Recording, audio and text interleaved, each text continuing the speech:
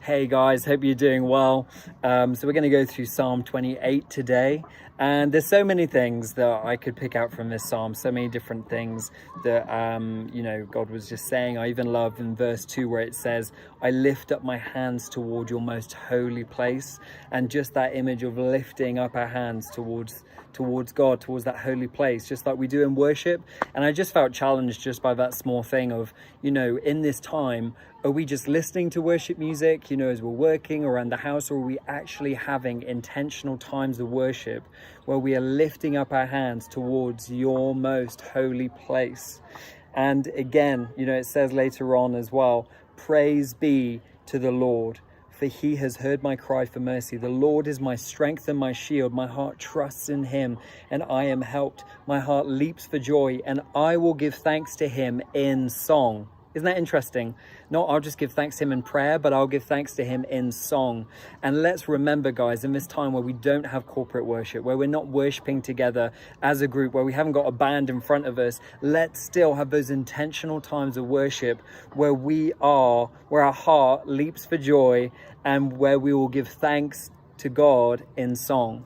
So that was one of the things that stood out to me. But what I actually wanted to talk about was in verse 9, it's the last verse. It says, God, save your people and bless your inheritance.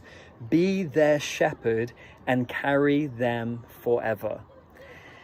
And we heard recently in Psalm 23 that Karen did, the Lord is my shepherd, I shall not want. The Lord is my shepherd. And here again it says, be their shepherd. And later on in the New Testament, there's so many times where Jesus talks about, him, about God being our shepherd and us, the followers of Jesus, being the sheep led by the shepherd.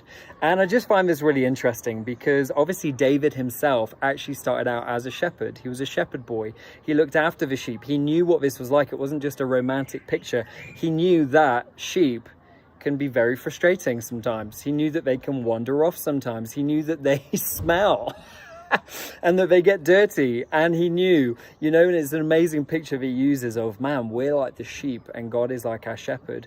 And we need God. We need God to get involved in our mess when we do things that don't make sense, or we do things that we ourselves didn't want to do, but we end up doing them anyway because sometimes we're silly and we're like those silly sheep, that God would be our shepherd leading us through. But just a few things that I want to pull out of God being our shepherd. I'm just going to keep this super simple and super short. But the whole thing of, if God is our shepherd and we are the sheep, that means that we are owned. We are owned by him. We are his property. We are his. And how much of our time do we only want to be owned by God when we need that bit of refill or encouragement or spending that time with God? Or are we fully letting ourselves be owned by God? Are we there saying, I'm the sheep, I'm your sheep and you're my shepherd, and you own me full time. You own every part of me. You own, the food I eat and the field that I'm in. You own me. And I think sometimes we as Christians, we're like, yeah, God, you own me on a Sunday, you own me here, you own me in this area, but there's still things that we keep to ourselves. And God is there saying, no, I'm your shepherd and you're my sheep, therefore I own you and I have your best interests at heart. Let me lead you and guide you. But the only way that happens is if we let him have full ownership of all that we are. So, if he's our shepherd and we're the sheep, number one, we're owned. I just want to ask, how much ownership do you let God have in your life? How much ownership do you let God have? Another thing is, we're fed. The shepherd feeds us daily, water and food. Are we getting our water and food from God, our shepherd, or are we getting it from elsewhere? Sometimes sheep wander off into other fields and start feeding off other things. We should be feeding off God, the shepherd, the stuff that he provides for us. Are we feeding from him?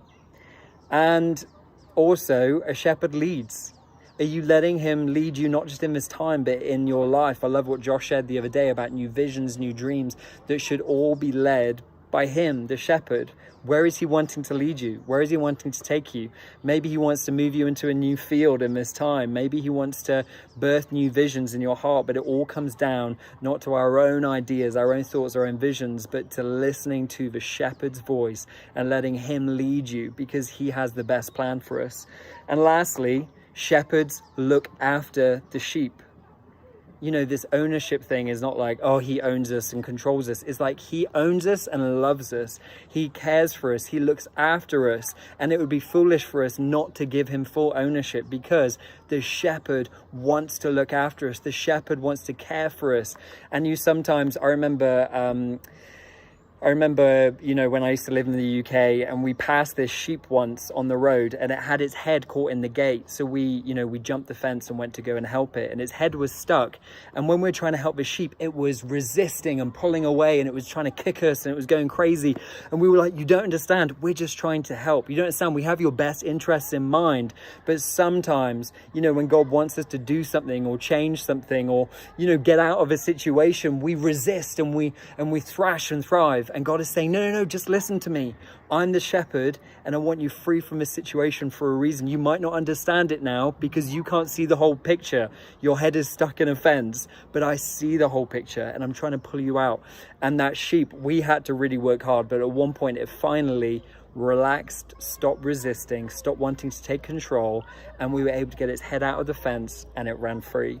And that's, you know, it's a funny thing to compare us to, but actually how true is that? You know, David compares us to sheep and God to the shepherd. Jesus did the same. And when you look at this story, sometimes you think, yeah, that's me as well. I resist when God is wanting to do something in my life. So guys, let's remember that God is our shepherd, and we have to give him full ownership to lead us in our lives. God bless you. Have an amazing next week.